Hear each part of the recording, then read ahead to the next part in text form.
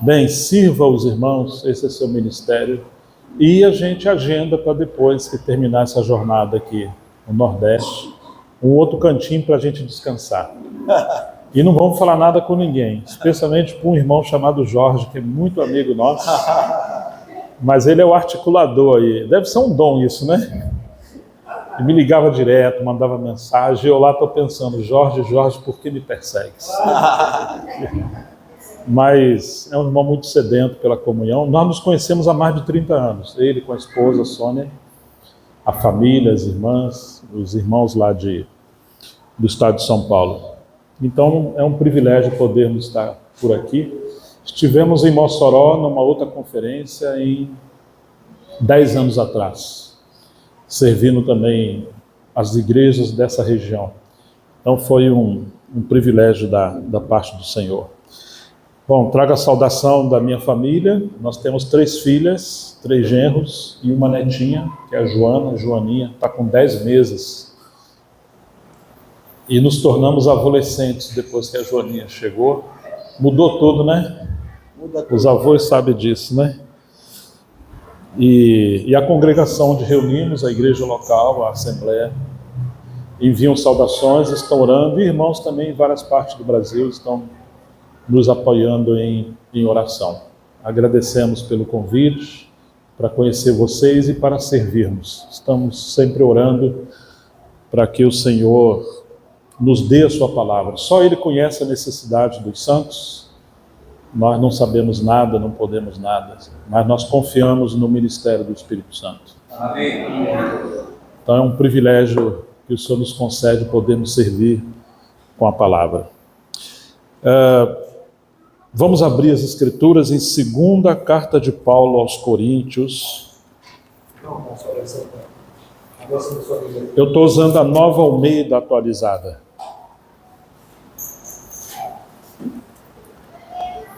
2ª Epístola de Paulo aos Coríntios, capítulo 1. Vamos ler a partir do versículo 3. 2 aos Coríntios, capítulo 1, versículo 3 em diante. Bendito seja o Deus e Pai de nosso Senhor Jesus Cristo, o Pai de misericórdias e Deus de toda consolação.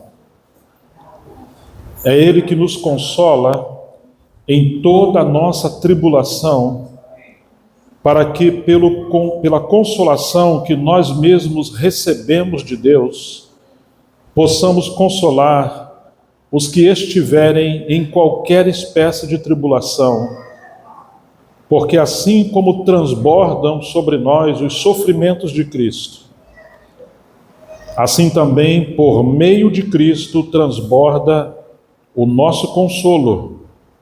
Se somos atribulados, é para o consolo e a salvação de vocês. Se somos consolados, é também para o consolo de vocês. Esse consolo se torna eficaz na medida em que vocês suportam com paciência os mesmos sofrimentos que nós também suportamos. A nossa esperança em relação a vocês é sólida, sabendo que, assim como vocês são participantes dos sofrimentos, assim também serão participantes da consolação. Amém. Vamos orar mais uma vez.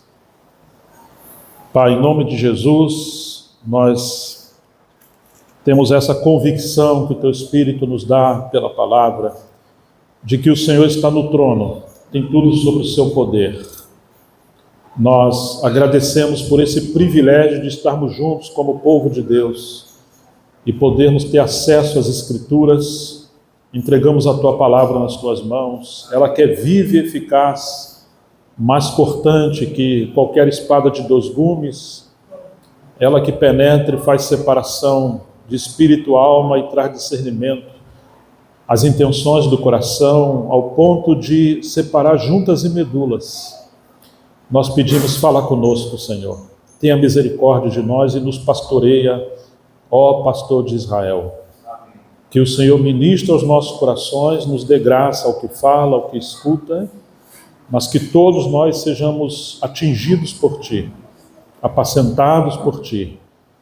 Que Teu Espírito seja abundante, Espírito de sabedoria e revelação. Nós confiamos nossas vidas, esse tempo nas Tuas mãos. Em nome de Jesus Cristo, nosso Senhor. Amém. Amém. Amados, a igreja em Corinto passava por diversos tipos de tribulações. Guerras internas, porque ocorreram divisões entre eles, ocorreram pecados entre eles, é só ler a primeira carta de Paulo aos Coríntios. De maneira que quando Paulo escreve aos Coríntios, ele vai dizer na sua segunda carta que ele escreveu com muitas lágrimas. É muito diferente da sua epístola aos Filipenses, que é considerada a carta da alegria, onde aparece várias vezes a palavra alegria, e ele diz: alegrai-vos no Senhor, outra vez vos digo, alegrai-vos. Paulo estava preso, mas ele foi consolado pela igreja em Corinto. De maneira que quando a igreja em Filipos, quando ele se lembra dos filipenses, ele reconhece que eles eram a sua coroa e a sua alegria. Mas ao contrário, quando ele se dirige aos santos em Corinto, ao contrário dos filipenses, ele derrama muitas lágrimas quando ele escreve as suas cartas, especialmente essa carta. Porque ele tem que corrigir, ele tem que, como um pai que disciplina o seu filho, ele estava disciplinando os irmãos em Corinto. Cada capítulo dessa primeira carta dele é uma correção para a restauração. E quando chegamos a essa segunda carta, ele revela que esteve mais profundamente entristecido ao saber que os coríntios estiveram entristecidos por causa da sua carta de correção. Tamanho era o coração de Paulo. No entanto, agora ele está procurando consolar a igreja em Corinto. E ao pensar em consolação, Paulo vai mostrar esse mistério do sofrimento que muitas das vezes não compreendemos. Ficamos, algumas vezes, inclusive, escandalizados, entristecidos com o próprio Senhor. Nossa mente, às vezes, tão limitada, ela se escandaliza com as disciplinas do Senhor. Por que comigo? Por que eu? O que aconteceu? Será que o Senhor ama mais aquela irmã, aquele irmão do que eu? Será que eu estou em pecado? Será que eu estou fazendo algo? Será? Nós, infelizmente, relacionamos o sofrimento com punição, com castigo. Isso é uma distorção do amor de Deus. Nem sempre, quando padecemos, significa que Ele está nos corrigindo, ainda que algumas vezes sim. Mas, muitas das vezes, Deus está simplesmente nos conduzindo a um caminho mais profundo com Ele. Todos nós conhecemos a história de João Batista. João Batista, certa vez, estava preso. Ele foi o precursor do Senhor. Ele foi aquele anjo que veio preparar o caminho do Senhor. E quando ele estava preso, porque ele mandou dizer a Herodes que não era lícito ele possuir a mulher do seu irmão, e ele foi preso por isso. Quando ele estava preso, ele enviou seus discípulos para perguntarem a Jesus: és tu mesmo que havia de vir ou devemos esperar outro? Por quê? João conhecia o livro do profeta Isaías. Jesus conhecia esse livro, tanto que quando ele vem da provação do deserto, ele pega o livro do profeta Isaías e ele lê: o Espírito do seu Deus está sobre mim, porque ele me ungiu para evangelizar, abrir os olhos aos cegos, libertar os encarcerados, consolar os quebrantados, a pôr em liberdade os cativos e anunciar o ano aceitável do Senhor. Alguns pegaram essa profecia no sentido literal, que todos que estiverem presos certamente seriam livres da cadeia, mas que haveriam muitos milagres, curas por meio do Messias por causa das suas profecias. Bom, agora veio Jesus, e João foi aquele que preparou o caminho para Jesus. Quando ele certa vez viu Jesus passando, ele disse aos seus próprios discípulos, João Batista: eis o Cordeiro de Deus que tira o pecado do mundo. Eu não o conhecia, porque ele era primo de Jesus. Mas ele conhecia Jesus segundo a carne, não segundo o Espírito, como o Messias. Mas ele disse: aquele que me enviou me disse, sobre quem eu ver vir o Espírito sobre ele, esse é o Messias, o que havia de vir. E ele viu o Espírito vir sobre Jesus quando Jesus foi batizado no Rio Jordão. Os céus se abriram, o Espírito Santo veio em forma de pomba, e Deus falou: este é o meu filho amado em quem me comprazo. Então João não tinha nenhuma dúvida, basta ler os primeiros capítulos do Evangelho de João, que várias vezes João Batista está dando testemunho que Jesus é o Messias. Ele é aquele que havia de vir, ele é o Cordeiro. Mas ele está preso agora, uma prisão fria, obscura, de muito sofrimento, abandono. Ora, Jesus, no seu ministério, foi visitar a região de Gadara e ele expulsa legiões de demônios do Gadareno. Ele foi à mulher samaritana. Um judeu não andava por Samaria, muito mais ficaria com uma mulher sozinho, que já tivera 5 maridos, e o homem que ela estava vivendo agora não era o seu marido. Jesus foi até essa mulher samaritana. Jesus expulsou 7 demônios de Maria Madalena. Jesus foi atrás de publicanos, de pecadores, pregou para prostitutas, pregou para pessoas improváveis e convidou homens e mulheres improváveis para serem seus discípulos. Amém. Mas ele não visitou João Batista, que foi o profeta que veio preparar o seu caminho. Então agora é óbvio, qualquer um faria essa pergunta: és tu mesmo que havia de vir ou devemos esperar outro? Parece que surge uma dúvida no coração de João.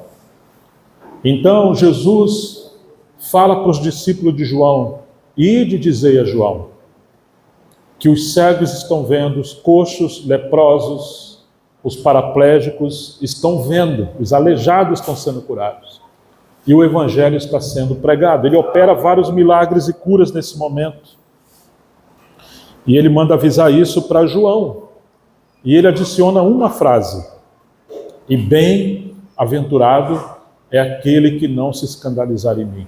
Amém. Que não achar em mim motivo de tropeço. Ora, quando os discípulos de João saem, Jesus começa a falar às pessoas que estavam ali: que vocês pensam ser João?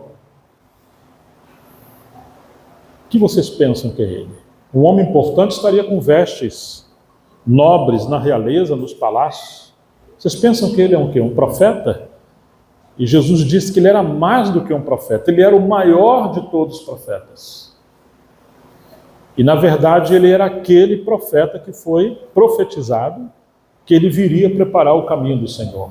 Esse é João Batista, o maior de todos eles. Ainda que ele acrescenta que o menor no reino de Deus seria maior que João. Porque João apregoou o Messias, o Cordeiro que havia de vir, e preparou o caminho para ele. Mas o Senhor Jesus estava fora. Mas agora aqueles que nasceram do alto, do novo nascimento, o Espírito Santo veio habitar dentro de cada um.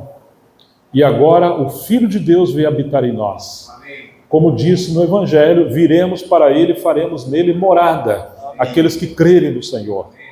Por isso Jesus fala que dentre os nascidos de mulher, João era o maior, mas aqueles que vierem então, nessa nova etapa, no Novo Testamento, nascido do Espírito Santo, seria maior do que João Batista. Obviamente temos essa dúvida, assim como João: por que Jesus não o visitou? Por que não o libertou? Por que permitiu o homem de Deus estar encarcerado, sofrido, sofrendo oposição, perseguição, abandono? Ele não via a luz do sol, ele não tinha cobertas, ele não tinha boas refeições. Aquele que foi enviado para preparar o caminho do Senhor. Parece que do ponto de vista de João Batista, ele estava como que abandonado, reprovado. Mas do ponto de vista de Jesus, ele vai dizer que ele era o maior dentre todos que vieram antes, dentre os nascidos de mulheres. Então nós temos duas perspectivas. Quando alguém olha para si mesmo diante do sofrimento, ele se sente abandonado, injustiçado, quiçá, e de maneira que é irracional os tratamentos e a disciplina de Deus, a mente humana, a lógica humana. Mas quando olhamos da perspectiva do nosso Senhor, ele diz que dentre os nascidos de mulher, ninguém é maior do que João Batista. Então nós temos o louvor de Jesus ao seu servo, enquanto o seu servo se sente completamente desamparado. Que perigo nós olharmos as coisas conforme a nossa percepção humana ilimitada, no lugar de confiar na soberania do Senhor. Tanto que posteriormente Paulo vai dizer em Romanos 8, 28, que todas as coisas contribuem para o bem daqueles que amam a Deus, daqueles que são chamados segundo o seu propósito. E o seu propósito, em Romanos 8, é nos conformar à imagem do seu Filho. Amém. A fim de que ele seja o primogênito entre muitos irmãos. De maneira que Deus usará todas as coisas e permitirá todas as coisas necessárias para essa obra misteriosa de nos conformar e nos transformar à imagem do seu Filho. Amém. O seu propósito não é a felicidade terrena para nós. Seu propósito é a transformação na imagem do seu Filho. Sua promessa não é nos poupar do sofrimento. Sua promessa é que Ele estaria conosco no meio do sofrimento. Quando passar pelas águas ou pelo fogo, Ele prometeu no livro de Isaías que estaria conosco. Ele estaria conosco no meio do processo, não fora do processo. Ao contrário, Ele disse em João 16, no mundo tereis tribulação. Vocês vão passar por angústia, por lutas, por batalhas, mas tende bom ânimo, eu venci o mundo. Amém. De maneira que não compreendemos muitas das vezes por que sofremos. Vocês se lembram dos 3 jovens que foram lançados na fornalha de fogo ardente? No livro de Daniel, capítulo 3, Nabucodonosor mandou levantar uma estátua sobre ele, uma estátua dele, de bronze, enorme, alguns calculam 15 metros de altura, no mínimo 7 metros, e quando se ouvisse o som dos instrumentos, todos deveriam se prostrar e adorar essa estátua. E aqueles que não se prostrassem, o que ia acontecer com eles? Seriam lançados no fogo ardente. Esses 3 companheiros de Daniel não se prostraram. Então os cooperadores de Nabucodonosor avisaram para ele, olha, o senhor deu esse decreto, mas aí tem alguns judeus que não se prostraram. Nabucodonosor manda chamar esses homens e fala para eles que essa é a sentença que aconteceria. Então ele vai tocar de novo os instrumentos. E quando eles ouvissem, eles deveriam se prostrar. E eles respondem, ó rei, fique sabendo. Em outras palavras, nós não vamos nos prostrar. Nós adoramos somente o Deus da glória, o Deus dos céus. E o rei mandou lançar esses 3 jovens amarrados dentro da fornalha. Intensificou essa fornalha de fogo 7 vezes mais, a tal ponto que os homens que foram lançar esses jovens foram lambidos pelo fogo e morreram. Daqui a pouco o rei dá um brado. Vejam, nós não lançamos 3 homens devidamente amarrados. Eu vejo 4 homens passeando dentro da fornalha, e o 4º tem a semelhança de um filho de Deus. E ele dá um grito, uma ordem, Sadraque, Mesaque e Abednego, servo do Deus vivo, saíde e vinde. E eles vieram, e quando os servos do rei foram examinar, não tinha cheiro de fumaça, seus cabelos não foram queimados, suas roupas não foram queimadas, nada foi queimado, a não ser as amarras que estavam amarrando esses servos. E agora houve um grande impacto pela vida de obediência desses 3 servos que honraram o Senhor no meio da tribulação. Amém. O rei deu uma sentença que todos deveriam passar a adorar o Deus de Sadraque, Mesaque e Abednego. E aí se cumpriu a promessa do Senhor no livro de Isaías, que quando vocês passarem pelo fogo, eu vou estar com vocês. Amém. Quando passarem pelas águas, eu vou estar com vocês, assim como ele abriu o mar vermelho e todo o povo de Deus passou, porque o anjo do Senhor estava com eles. O anjo de Javé era o próprio Senhor, era uma teofania de Deus por meio de Cristo, se manifestando no meio do povo de Deus. Tantas promessas de que o Senhor livraria o seu povo. Obviamente, na lição de João Batista entendemos que quanto maior for a nossa comunhão com Deus, obediência, consagração, mais Ele nos dará poder espiritual para honrá-lo no meio da oposição, da tribulação, da luta. À medida da nossa espiritualidade, à medida do conhecimento de Deus que temos, não é consequência pelo quanto conhecemos ou ouvimos falar sobre Ele, mas é o quanto nós podemos sofrer por Ele e contar com Ele no meio da tribulação. Amém. Se nós não podemos suportar nenhuma tribulação, significa que somos meninos, criancinhas, mimadas. Nós convergimos muitas coisas em torno do nosso egoísmo. Queremos que Deus nos poupe da luta, do sofrimento, da angústia, da privação, da dor, porque queremos nos poupar sempre. Mas o nosso chamamento é para viver uma vida para a glória de Deus.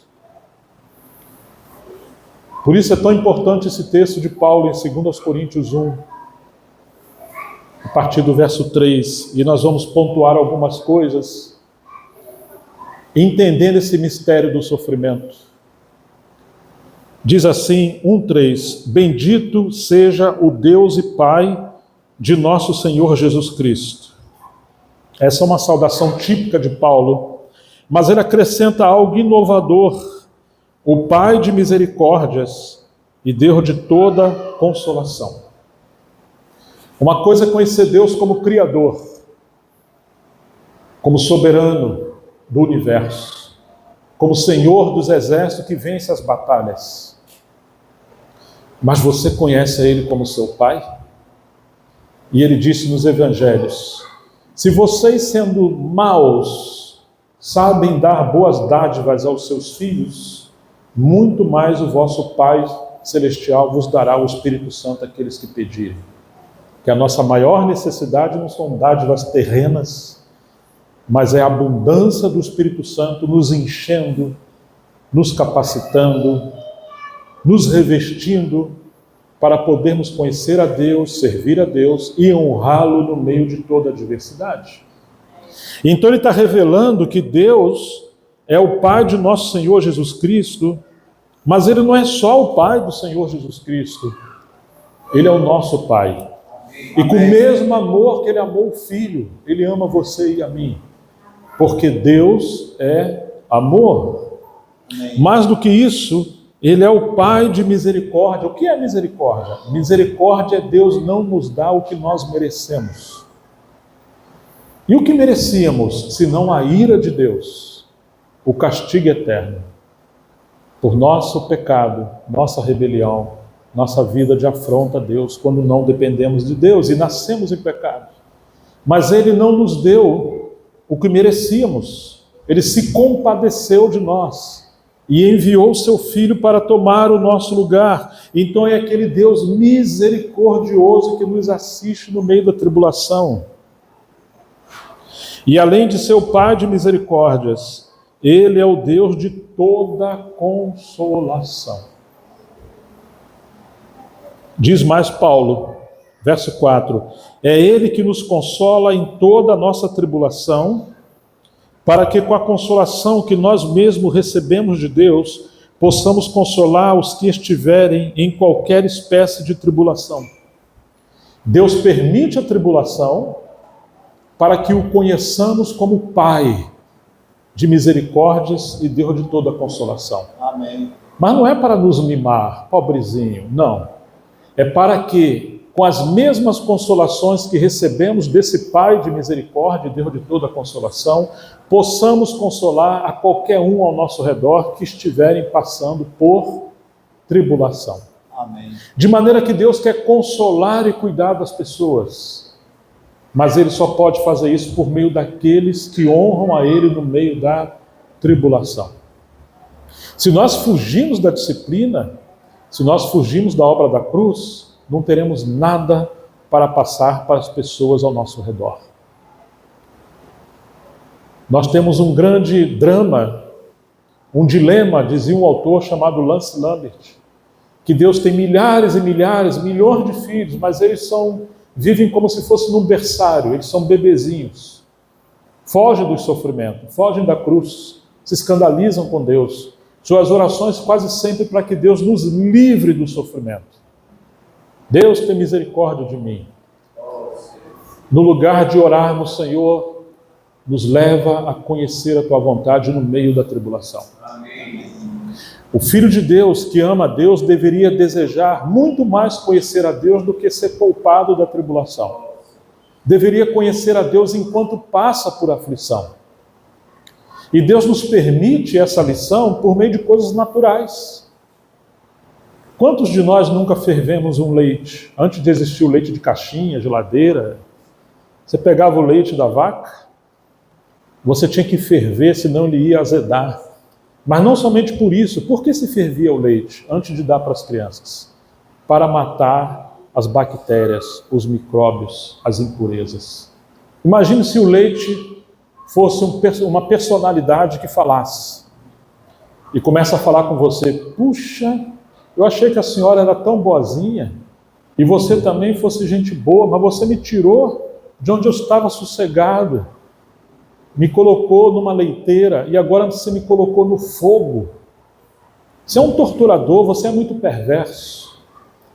Se o leite não estivesse entendendo: não, meu filho, é no meio da aflição do fogo que as impurezas são purificadas. Amém. Na verdade, você está se transformando num alimento para as crianças que amamos, porém de maneira pura.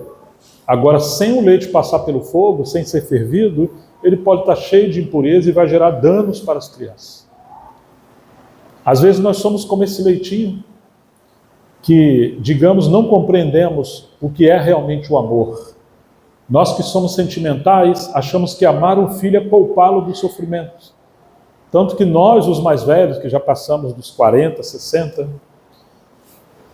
queremos dar para os netos e para os filhos tudo aquilo que não tivemos na nossa juventude. E aí passamos a mimar as nossas crianças e poupamos eles de todo tipo de sofrimento. E forjamos pessoas mimadas. Hoje, quantos homens são como florzinhas? Eles não podem sofrer nenhuma tribulação, nenhuma dor. Tem homens que não sabem trocar um chuveiro. Tem homens na igreja que, se você exortar ele, ele vai dizer que vai embora da igreja. Ele vai procurar uma outra igreja. Porque ele foi mimado. Seu ego foi massageado pela sua mãe, pelos seus pais. Tem homens que, se a mulher não for firme dentro de casa, a casa cai. Porque ele é como uma banana estragada. Fraco. Mas isso é equívoco, é erro da forma de educar os nossos filhos. Quando as minhas meninas eram pequenas, temos 3, e não eram homens, quando caía eu falava para a Mira: não pega não. Olha de rabo de olho, sangrou, torceu, quebrou, abriu a cabeça, então deixa que ela vai levantar. Porque na vida vai ter muito tombo. Claro, nós não éramos ruins, mas estamos ensinando lições de princípio de vida. Hoje, se você carrega o seu filho no colo, não pode pegar um pingo de chuva, não pode nada. Então nós educamos nossas crianças para serem egoístas. E eles não conheceram a primeira palavra mais importante que deveria conhecer, que é a palavra não. Então hoje, se um patrão fala para um jovem não, ele quer ir embora da empresa. Ó, você tem que chegar às 8. Ele chega às 7h15, 7h10, 7h30. Ele sempre chega mais tarde. Perdão, se fala para chegar às 7, ele quer chegar mais de 7. E se o chefe exortar, ou confrontar e corrigir, é perigoso ele ir embora. Porque ele foi criado para ser mimado. Deus não é assim. No livro de Hebreus, capítulo 12, lá diz que nós somos chamados para a disciplina, porque se estivermos sem disciplina, somos bastardos e não filhos. Porque é a disciplina que nos leva a participar da santidade de Deus. Toda correção ao princípio não produz alegria, senão tristeza, mas depois produz atos de justiça por aqueles que são exercitados por ela e traz alegria. Mas se somos indisciplinados e não suportamos disciplina, será que somos filhos de Deus? Já que fomos chamados para sermos filhos de obediência? Então Paulo está dizendo que Deus nos consola, nesse verso 4, em toda a nossa tribulação. Que Deus nos livre de pregar um evangelho falso. Venha para Cristo, venha para a igreja, a sua vida vai melhorar. As solteiras vão casar. Quem tem carro velho vai trocar por novo. Essa teologia desgraçada da prosperidade. Ainda que Deus nos dê casamento, nos abençoa como fruto do nosso trabalho, Ele cuida de nós, mas Ele não nos chamou para uma vida sem cruz, sem arrependimento, sem confronto com o pecado. Deus nos chamou para sermos filhos da obediência, para honrarmos a Ele, e quando Ele nos prospera financeiramente com bens, é para sermos mordomos, que venhamos honrá-lo repartindo, contribuindo com a causa do Senhor e com os mais necessitados.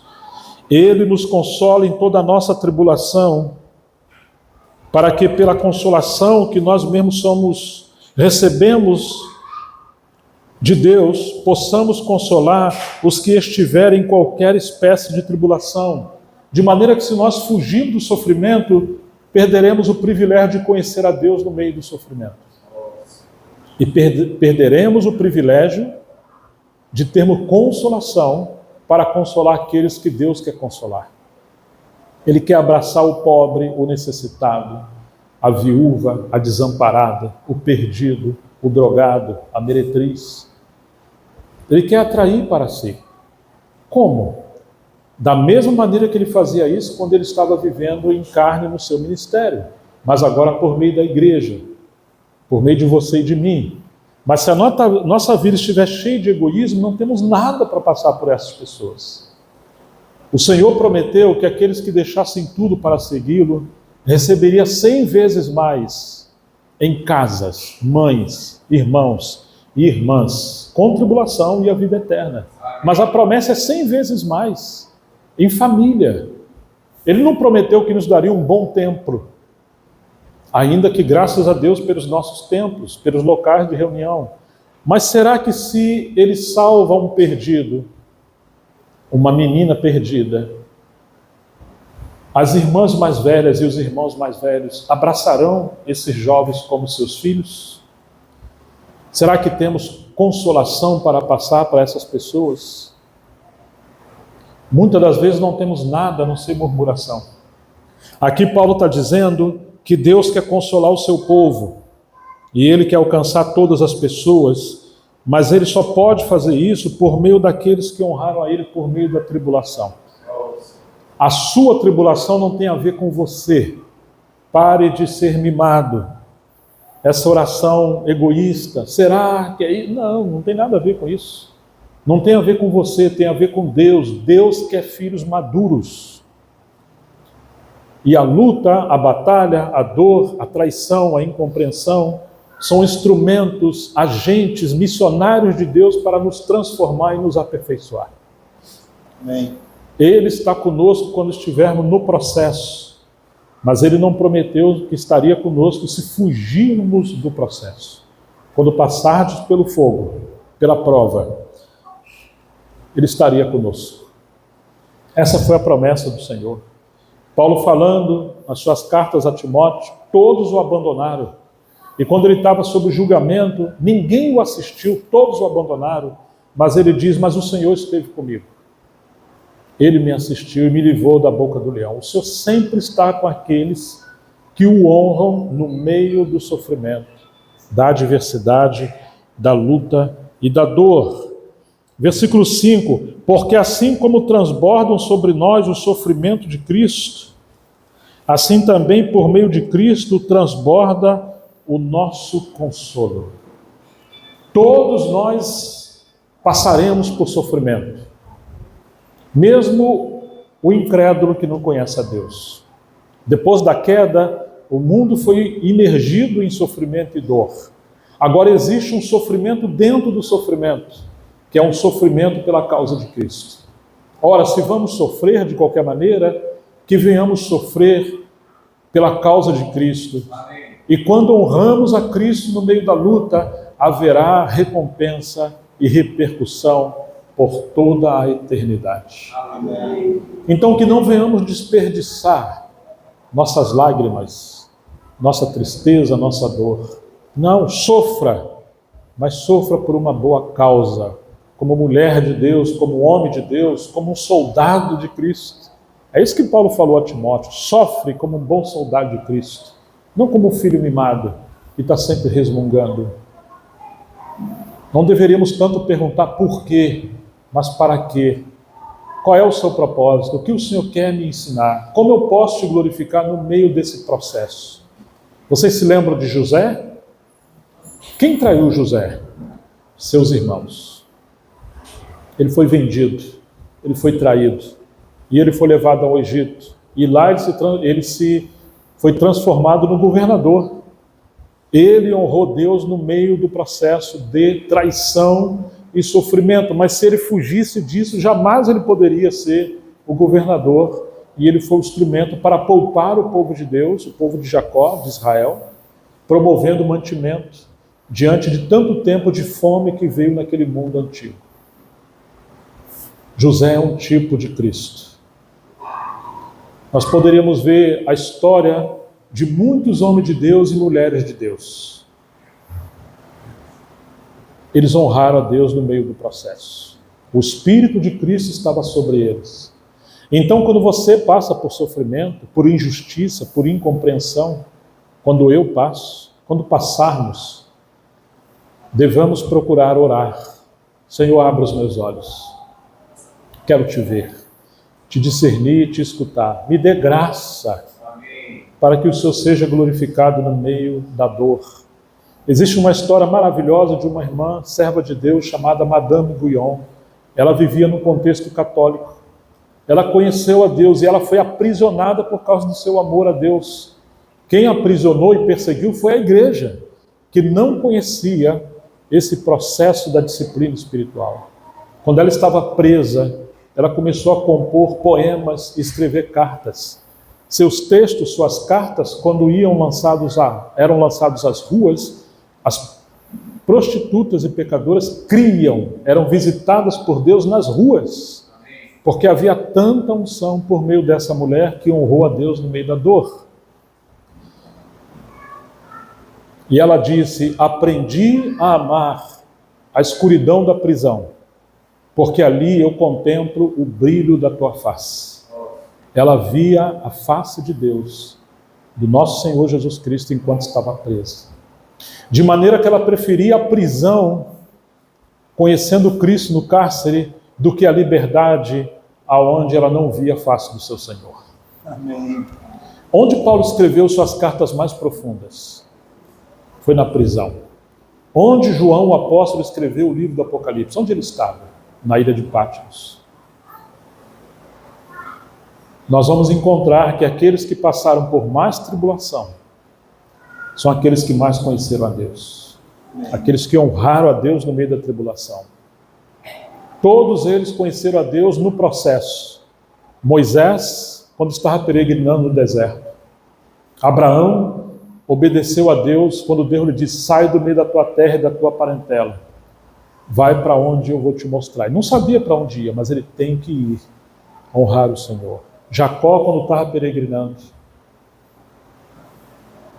E nós vamos encontrar aquelas 42 jornadas do povo de Deus peregrinando no deserto com Moisés. E ali Deus se revela de cada maneira diferente. Direções cada vez mais novas, mais vívidas, com grandes milagres, porque eles estavam honrando a Deus enquanto passava pela sua peregrinação, seguindo aquela coluna de fogo à noite e a nuvem durante o dia. Amém. Mas eles não regressaram. Ainda que cometeram erros, mas eles passaram a honrar a Deus por meio de uma grande jornada. No ano 63, 64, depois de Cristo, houve um grande incêndio em Roma. Nero incendiou a cidade, ele era louco, o imperador. Haviam 14 bairros, e pelo menos 3, 4 bairros ficaram os mais intactos. E sabe o que Nero fez? Colocou a culpa nos cristãos. Ele queria construir uma nova Roma, deu errado a sua estratégia política, e para ele livrar a sua reputação, ele colocou a culpa nos cristãos. Então irrompeu uma grande perseguição contra a igreja. Muitos judeus e cristãos foram perseguidos. Nessa época, cristãos eram colocados em postes, eles eram banhados a óleo e depois acendia o fogo, e Nero iluminava a cidade, as ruas da cidade, enquanto os cristãos estavam sendo incendiados. Muitos cristãos foram lançados nas arenas. A igreja era sofredora e perseguida, até o ano 70, quando veio a destruição de Jerusalém, cumprindo a profecia do Senhor, quando disseram a Jesus e os seus discípulos: mestre, olha que grande edificação. Ele falou: vocês estão vendo tudo isso? Em verdade vos digo que não ficará aqui pedra sobre pedra que não seja derribada. Um general Tito cercou a cidade por ordem de Nero, por ordem de Roma, e aqueles que não conheciam as profecias bíblicas acharam que estava havendo uma grande obra, uma grande celebração, mas não era, era o cerco do exército romano. Eles invadiram a cidade, eles incendiaram a cidade, incendiaram o templo, violentaram as meninas, mataram os velhos, os jovens. Foi uma atrocidade terrível. Lembra que Jesus falou: ai das grávidas e das que amamentam. Orem para que a vossa fuga não seja no deserto, porque eles guardavam, não seja no sábado, porque na tradição da lei eles guardavam o sábado, eles seriam pegos de surpresa. E quando o templo estava sendo incendiado, o ouro que estava escondido dentro das paredes começaram a derreter. E quando os soldados viram, os soldados começaram a remover pedra sobre pedra, e cumpriu a profecia de Jesus de que não ficaria pedra sobre pedra. Jesus chorou quando viu Jerusalém, e ele disse: Jerusalém, Jerusalém, que matais os profetas e apedrejais aqueles que foram enviados. Quantas vezes eu quis ajuntar vocês debaixo das minhas asas, como uma galinha junta os seus pintinhos debaixo das suas asas. Vocês não quiseram, eis que a vossa casa ficará deserta. Ah, Jerusalém, se vocês soubessem o que vai ser da parte de vocês, pelo menos nesse dia. Mas eles não quiseram ouvir o Senhor. E Jerusalém foi destruída. Muitos foram perseguidos. O povo de Deus sempre foi um povo que passou por tribulação. Hoje, existe em média 50 países onde o povo de Deus sofre tribulação, perseguição. Países aqui próximo de nós. Mas nós aqui do Ocidente, da América do Sul, somos um povo mimado. Teve uma missionária que veio da China, quando chegou no Brasil e a China estava perseguindo os cristãos, e ela perguntou aos irmãos: essas pessoas que estão andando na rua, no shopping, todas estão salvas? Eu falei: não sabemos, acho que não. E como é que vocês conseguem estar dentro do shopping, se divertindo, comendo, vendo cinema, tudo? Vocês não pregam o evangelho. E ela quis voltar para a China porque ela entendeu que o Brasil, o cristianismo aqui estava apostatado. A W. Tozer, um profeta, um servo de Deus, ele dizia que este mundo não é um parque de diversão, ele é um campo de guerra. Mas o Deus entretenimento iludiu a maioria dos cristãos, de maneira que nós vivemos nesse mundo como se estivéssemos num parque de diversão. Nós esquecemos que somos peregrinos e forasteiros. Estamos em busca de lazer, entretenimento e vida de comodidade. Gastamos nosso tempo atrás de dinheiro, materialismo, e deixamos de ouvir o Espírito Santo nos chamando para uma vida de profundidade com Deus. Fugimos. Nós não devemos criar sofrimento e ir atrás do sofrimento. Não somos masoquistas, mas nós deveríamos buscar um avivamento, buscar as visitações de Deus, buscar as intervenções de Deus e procurar honrar a Deus, seguindo a verdade a qualquer preço e não procurando um caminho mais fácil. Paulo está dizendo, verso 5, porque assim como transbordam sobre nós o sofrimento de Cristo, assim também, por meio de Cristo, transborda o nosso consolo. Paulo foi perseguido pelos judeus, pelos gentios, pelo Império Romano, pelo judaísmo, pelos falsos irmãos. Sofreu fome, nudismo. Paulo foi encarcerado. Pelo menos 3 prisões mais terríveis de Paulo. Paulo foi para Cesareia, ficou preso em Cesareia, ficou preso em Éfeso e confinado, preso em Roma e morreu decapitado. Grande homem de Deus. E quando ele estava preso, ele estava consolando o povo de Deus. Ele não estava pedindo oração, ore para Deus me tirar dessa prisão. Você vai ver ele falando a Timóteo, eu, Paulo, prisioneiro do Senhor, ou prisioneiro do Senhor. Ele sabia que não era prisioneiro de Roma e nem de Nero. Ele sabia que quem estava no trono do universo era o nosso Senhor Jesus Cristo. Amém. Ele que tem as nossas vidas em suas mãos. Mas ele sabia, ele estava preso, seu corpo estava ali, mas seu espírito estava livre. Tanto que quando ele escreveu a carta aos Efésios, ele consegue prescrutar o coração de Deus antes da eternidade, quando nem sequer houve criação ainda. Houvera criação, ele conheceu as profundezas de Deus, o mistério da Trindade Santa e do propósito eterno de Deus. Suas cartas foram mais profundas. Ele não podia estar viajando, visitando as igrejas e pregando o Evangelho. Mas enquanto ele estava preso, ele gastou todo o seu tempo com o Senhor. E ali recebeu revelação dos céus e das profundezas do coração de Deus. Se tornou um homem cheio de consolação. Verso 6, se somos atribulados, é para o consolo e salvação de vocês. Se somos consolados, é também para o consolo de vocês. Nada é para Paulo, nada é para nós. Alguns pais criaram seus filhos no Evangelho e seus filhos se desviaram. Algumas mulheres perderam seus maridos, maridos perderam suas esposas.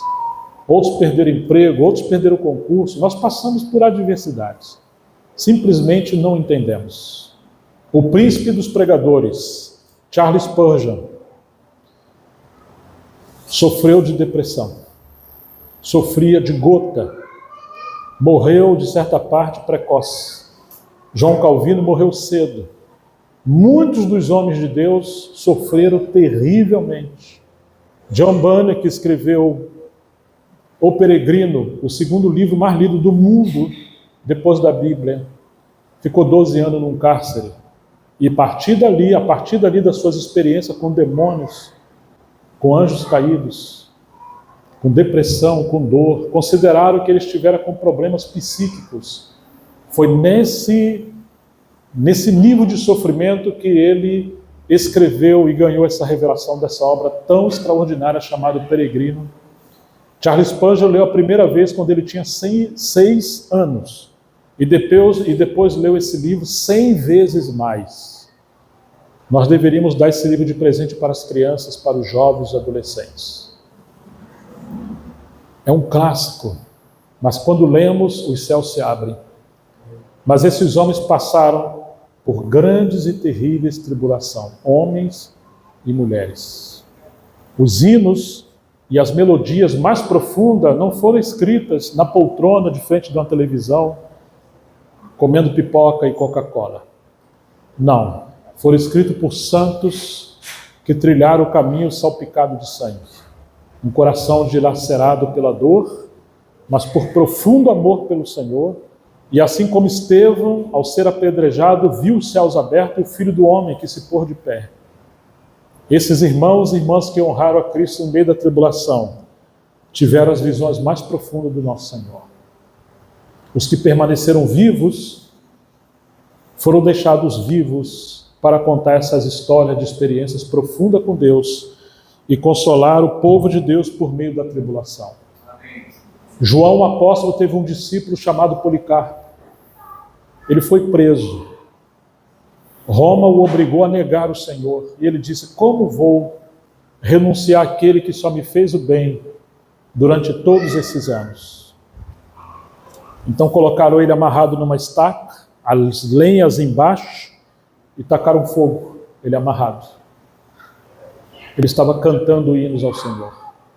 Feriram ele com lanças, e o seu sangue ia apagando fogo. Alguns dos nossos irmãos e irmãs foram lançados aos leões e aos touros selvagens. Tem uma história de uma perseguição na França, no 2º para 3º século. Uma jovem que estava presa com os cristãos, chamada Blandina, ela consolava o povo de Deus no meio da dor.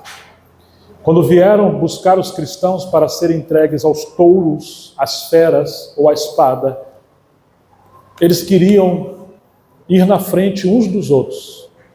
E eles competiam quem ia primeiro.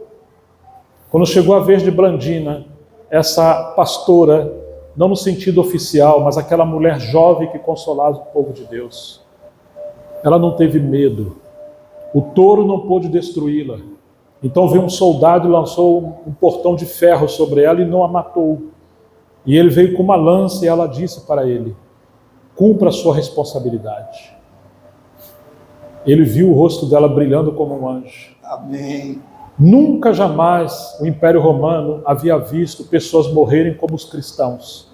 Eles sabiam morrer, porque eles morriam com os rostos brilhando, transfigurados como de anjos, porque estavam contemplando a face do nosso Senhor. Aleluia. E alguns daqueles que estavam contemplando esse espetáculo, eles criam simplesmente pelo testemunho glorioso de ver o nosso Senhor na fidelidade dos cristãos.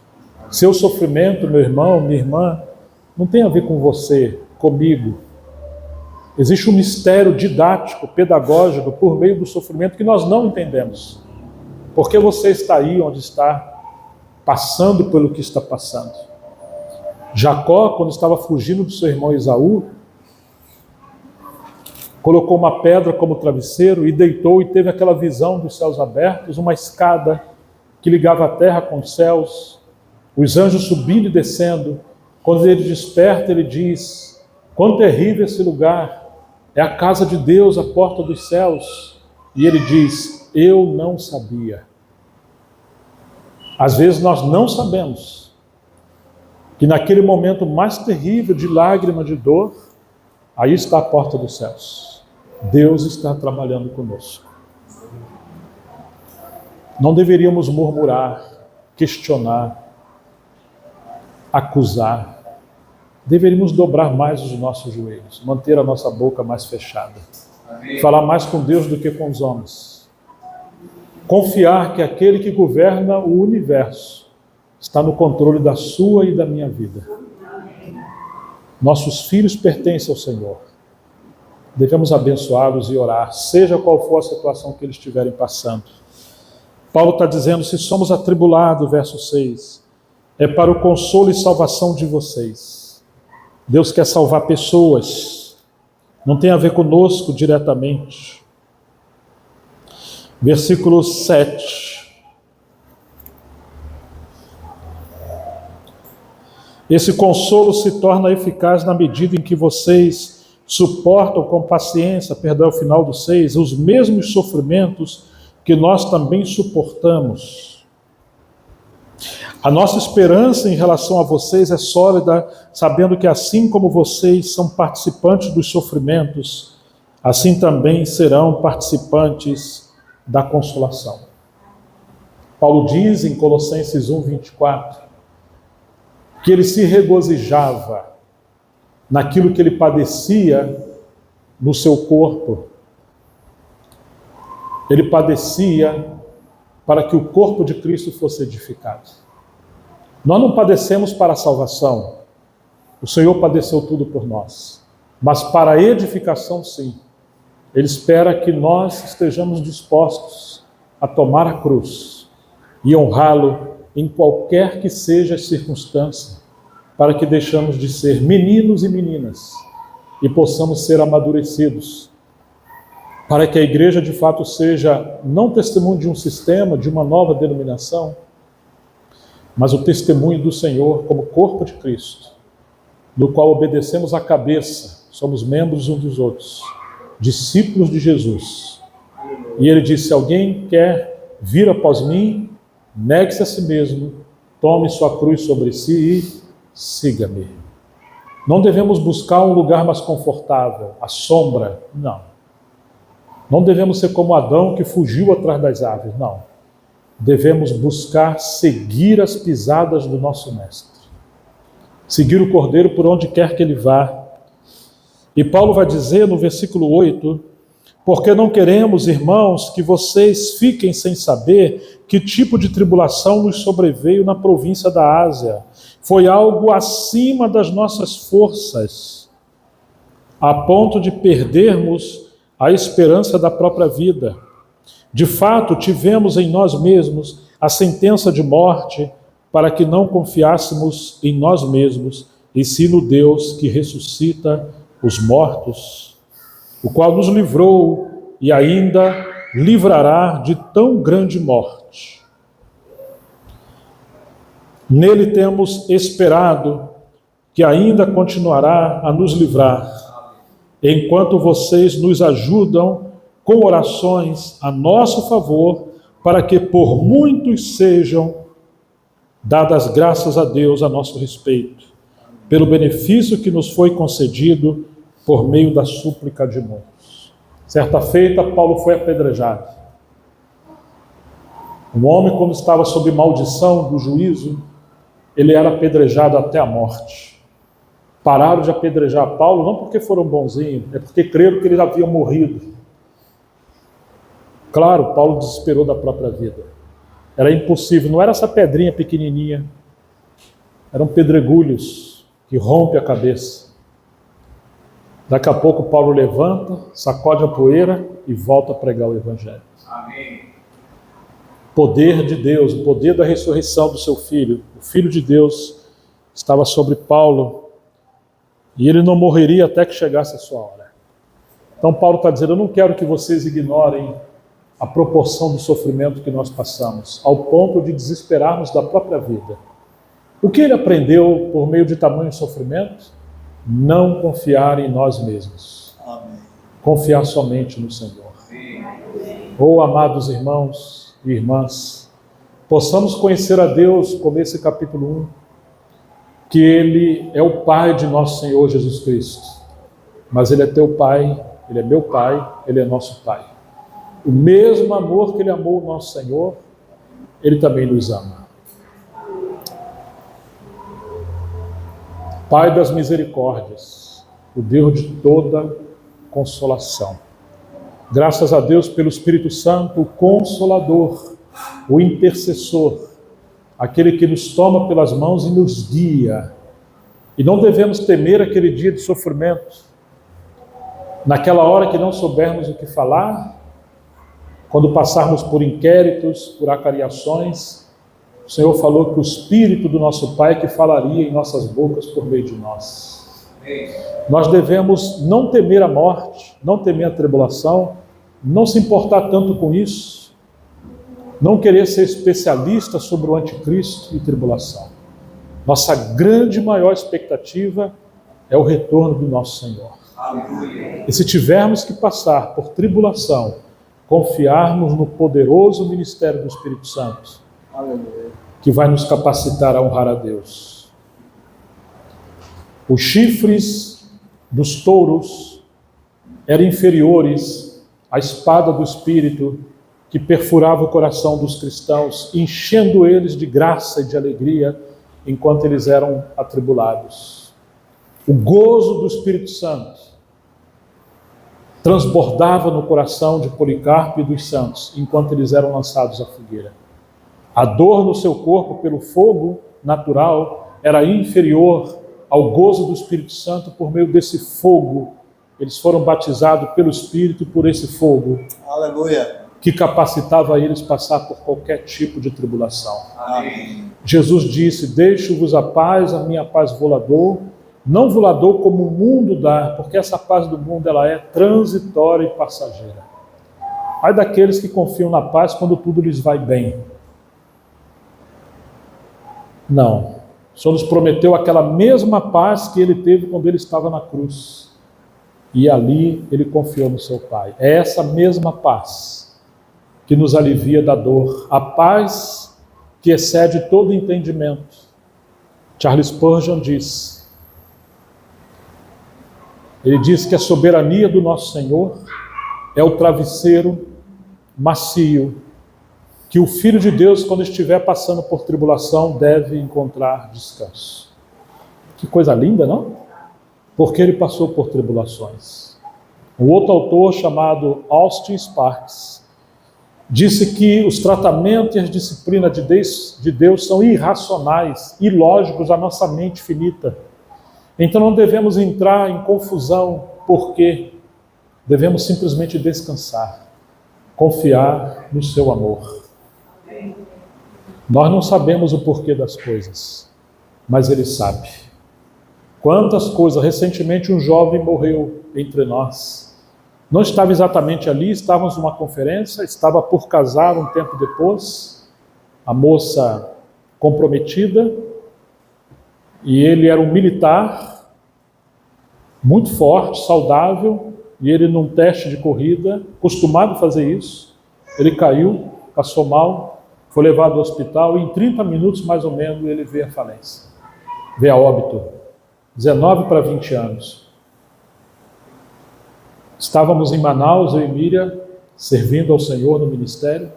Enquanto tomávamos o café da manhã no lugar, estava dando um jogo de futebol na Europa, país de primeiro mundo, e um jovem no meio do campo caiu, morreu, 20 e poucos anos. Eu falei, meu Deus, os melhores médicos, os melhores educadores, a melhor comida, tudo, morreu.